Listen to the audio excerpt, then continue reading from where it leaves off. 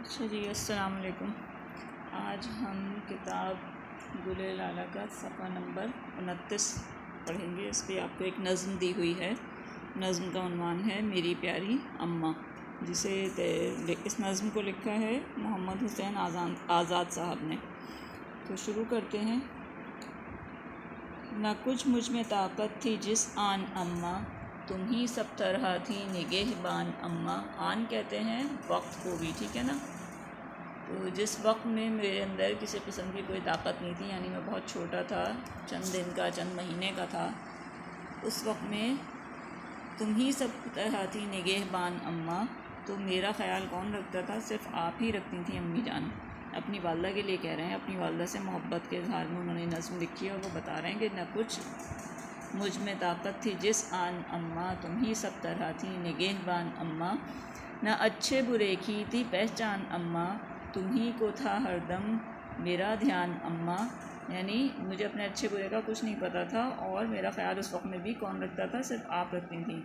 तुम ही को था हरदम मेरा ध्यान अम्मा, मेरी प्यारी अम्मा, मेरी प्यारी अम्मा। इस बंद में क्या कहना है शायर कि जब बच्चा छोटा होता है, बहुत छोटा होता है, न्यू बॉर्न होता है, नया नया पैदा होता है, और उसके बाद से तकरीबन कम अज़ कम भी 3 साल तक का जो बच्चा होता है बहुत नासमझ होता है। उसका हर वक्त जो है वो ख्याल रखना होता है। जब वो कुछ महीने का होता है, बैठना सीखता है, तो माएँ ख्याल रखती हैं कि कहीं गिर ना जाए, चोट ना लग जाए। इसी तरह से जब उससे पहले भी ख्याल रखना होता है उसकी ज़रूरियात का। वो अपना बता नहीं सकता कि उसे कब भूख लगी है, कब उसे वॉशरूम की ज़रूरत है, कोई ऐसी अपनी बात नहीं बता सकता, कब कोई तकलीफ़ है।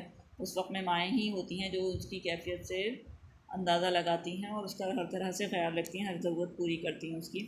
इसी तरह से जब बच्चे चलना शुरू होते हैं तो भी माँओं को फ़िक्र होती है कि कहीं गिर ना जाए, चोट ना लग जाए, कहीं किसी ख़तरनाक चीज़ में हाथ ना दे दे, जैसे बिजली के स्विच में ना लगा दे हाथ, या कोई शार्प चीज़ ना उठा ले। ये सारे काम जो है वो, ये ज़्यादातर ये वाले ध्यान जो है वो, क्योंकि माँ ही करीब होती है, हर वक्त मौजूद होती है, तो वही उसका ध्यान रखती है। दीगर लोग भी रखते हैं, लेकिन बच्चा माँ से ज़्यादा करीब होता है, माँ अपने बच्चे से बेइंतहा करीब होती है, तो वो उसका हर वक्त हर पल ध्यान रखती है। चाहे वो सो भी रही हो तब भी उसका ध्यान अपने बच्चे की तरफ ही होता है कि कहीं ये गिर ना जाए, कहीं उसे कोई तकलीफ़ ना हो जाए।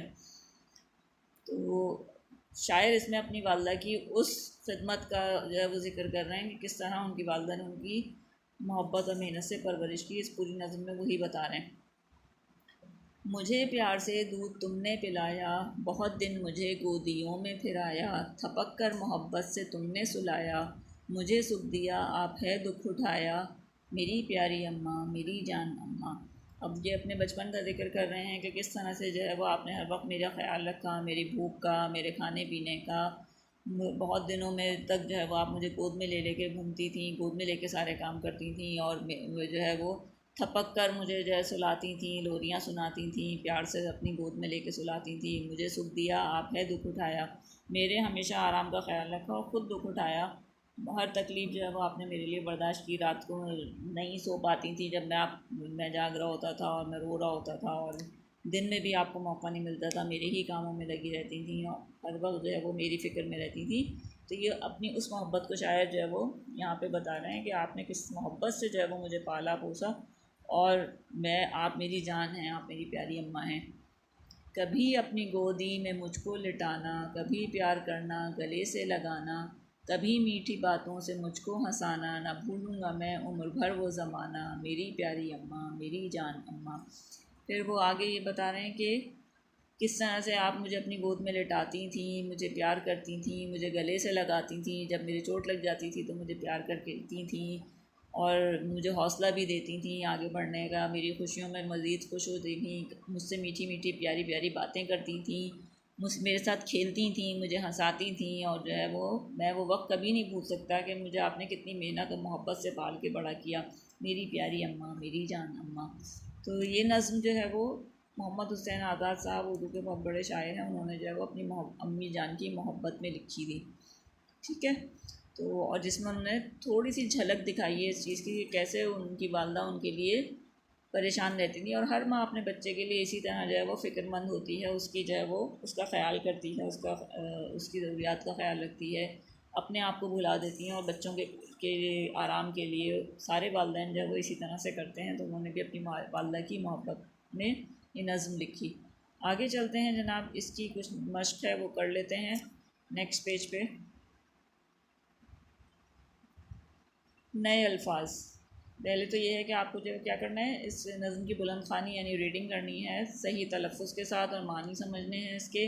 आन का मतलब लम्हा वक्त, निगहबान का मतलब हिफाजत करने वाली या ख़याल रखने वाली। ध्यान का मतलब क्या होता है, ख़याल रखना। गौर से जो है वो ध्यान का मतलब ध्यान से बात सुनने का मतलब होता है गौर से बात सुनना। यहाँ पे ध्यान का मतलब क्या है, ध्यान रखना, ख़याल रखना। सुख, आराम, सुकून, चैन, कुछ भी लिख सकते हैं। फिर इसके बाद आते हैं मारूज़ी सवालात। दुरुस्त जवाब के दायरे को पेंसिल से भरिए। ये नज़म किसकी ज़बानी है, शायर, अम्मा, अब्बा या बच्चे की ज़बानी है?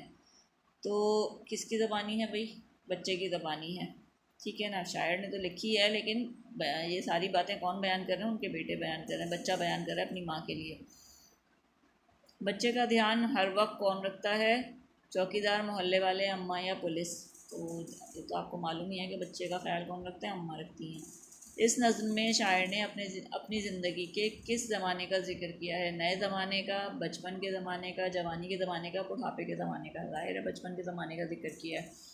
इस नज़्म के शायर कौन हैं? अल्लामा इकबाल, अल्ताफ़ हुसैन हाली, इस्माइल मीठी या मोहम्मद हुसैन आज़ाद? इस नज़्म के शायर कौन है भाई? मोहम्मद हुसैन आज़ाद साहब हैं। आगे चलते हैं नेक्स्ट पेज पे। इन्होंने आगे काम दिया है स्वाद और तोय और हे की मुख्तलिफ अशकाल जो है वो बनाने के लिए का तरीक़ा जो है वो उन्होंने बताया है कि उसका बनाने का तरीक़ा कैसा है सही। कौन सा हिस्सा लाइन के ऊपर बनेगा, कौन सा हिस्सा लाइन के नीचे करे बनेगा, इसकी मशक़ कर लीजिए। आगे देखते हैं। नज़्म का पहला बंद अपनी कॉपी में खुशख़त लिखिए। तो ये काम कर लीजिएगा, आप पूरी नज़्म की खुशख़ती कर लीजिए, बहुत अच्छी बात है, आपकी राइटिंग जो है वो अच्छी होगी, और इसके अलावा अल्फाज पे आपकी ग्रिप भी होगी कि उनकी स्पेलिंग्स क्या हैं, लिखना आएगा आपको अल्फाज को। सवालों के जवाब अपनी कॉपी में लिखिए। इस नज़्म का मरकज़ी ख़याल 2 या 3 जुमलों में तहरीर कीजिए। तो इस नज़्म का मरकज़ी ख़याल क्या हो सकता है, ज़रा सोचिए कि 2 बातें बताई हैं इस नज़्म में। एक तो ये कि किस तरह से जो है वो माँ अपने बच्चे की निगहदाश्त में अपने आप को जो है वो हलकान करती है, अपने आप को भुला देती है, अपना सुख चैन सब भूल जाती है और बच्चे का ख्याल रखती है। और इसके अलावा इस नज़्म में और क्या बता रहे हैं कि इसके जवाब में बच्चे का अपनी माँ से मोहब्बत और एहसानमंदी का जो इजहार है वो बताया गया इस नज़्म में। तो मरकज़ी ख्याल क्या है, माँ और बच्चे की आपस की मोहब्बत को जो है वो ये ज़ाहिर कर रहा है। यही बातें कि किस तरह से जो है वो माँ उस बच्चे की निगहदाश्त करती है और उसका ख्याल रखती है सारी बचपन में, और फिर बच्चा एहसानमंदी का इजहार कर रहा है कि मुझे आपसे बहुत मोहब्बत है और आपने किस तरह मेरा ख्याल रखा, तो शुक्रगुजारी का इजहार कर रहा है वो। फिर इसके बाद है न अच्छे बुरे की थी पहचान अम्मा, बचपन में अच्छे बुरे की पहचान ना होने की कोई 2 मिसालें दीजिए। तो आपने अब माशाल्लाह इतने बड़े हो गए हैं कि आप भी देखते होंगे बहुत से बच्चों को, आप भी रोकते होंगे कि ये वाला काम जो है वो बच्चे के लिए नुकसानदेह होता है। जैसे अक्सर बच्चों को पता ही नहीं होता है, जब छोटे होते हैं बच्चे नया नया घुटने चलना सीखते हैं तो वो कोई भी चीज़ मुंह में रख लेते हैं। अब उन्हें इस बात का एहसास नहीं होता कि ये कौन सी चीज़ अच्छी है, कौन सी चीज़ बुरी है। जैसे कि कुछ बच्चे चप्पल मुंह में ले लेते हैं, जूते मुंह में ले लेते हैं, कोई तिनका मुंह में ले लिया, कोई कीड़ा मुंह में ले लिया। जो भी चीज़ सामने आती है वो मुंह में जाती है सबसे पहले। तो बेध्यानी में मतलब नासमझी में कोई भी चीज़ मुँह में ले लेना एक चीज़ ही हो गई। दूसरा क्या है, स्विच बोर्ड में हाथ डालते हैं बच्चे, बिजली की तारों को छेड़ते हैं, वो उनकी दस्तरस में होती हैं क्योंकि ज़मीन के करीब होती हैं, तो फिर नीचे वाले जो स्विच बोर्ड्स होते हैं उनमें हाथ डालते हैं। इसके अलावा शार्प चीज़ें, पॉइंटेड चीज़ें जो होती हैं जैसे कि नाइफ़ है, छुरी है, या कोई और सुई है या पिन है, इस किस्म की चीज़ों का बच्चों को सेंस नहीं होता, वो भी फ़ौरन हाथ में लेते हैं, मुंह में लेते हैं, जो वो चुभ सकती है। इससे भी जो है वो बच्चों को बचाना होता है।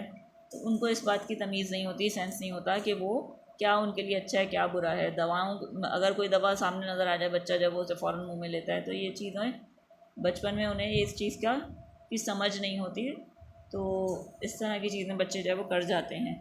तो इनमें से कोई भी 2 पॉइंट आप लिख सकते हैं। मुझे सुख दिया आप है दुख उठाया, इस मिसरे का मतलब अपने अल्फाज में लिखिए।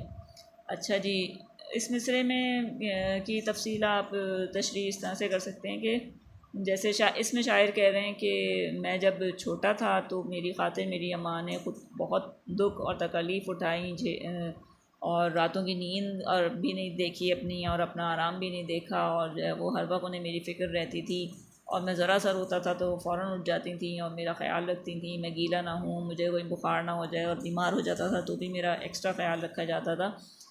तो इस चीज़ को कि मेरी माँ ने मेरे लिए तकालीफ़ उठाई और दिन का आराम भी नहीं देखा और मेरी खातिर जो है वो अपने आराम अपनी आसाइश को जो है वो भुला दिया और हमेशा मेरे आराम और सुकून की फ़िक्र की।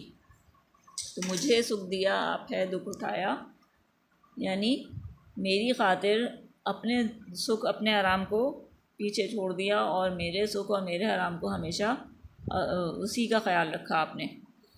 फिर इसके बाद नेक्स्ट है, किसी नज़्म का वो टुकड़ा या वो हिस्सा जिसमें 3 या इससे ज़्यादा मिसरे हों बंद कहलाता है ना भाई।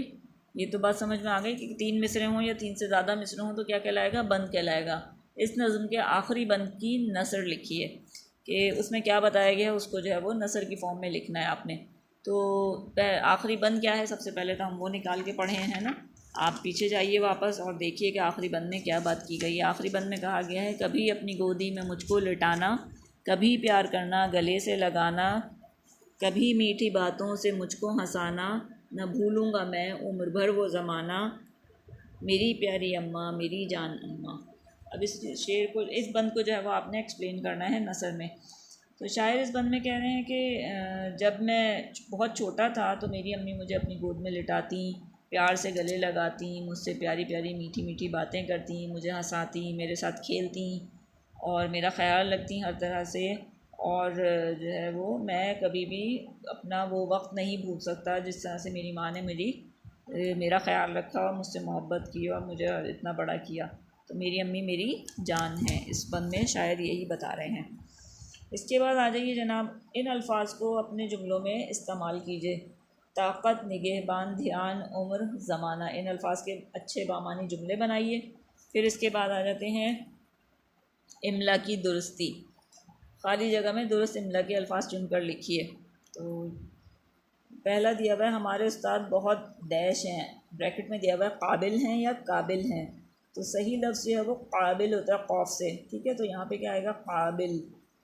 ये किताब, ये डैश कब का है, ये वाक़या कब का है, ये वाक़या कब का है। अब सही स्पेलिंग क्या होगी वो लिखनी है आपने, वाव अलिफ काफ आइन या वाव अलिफ काफ आइन है।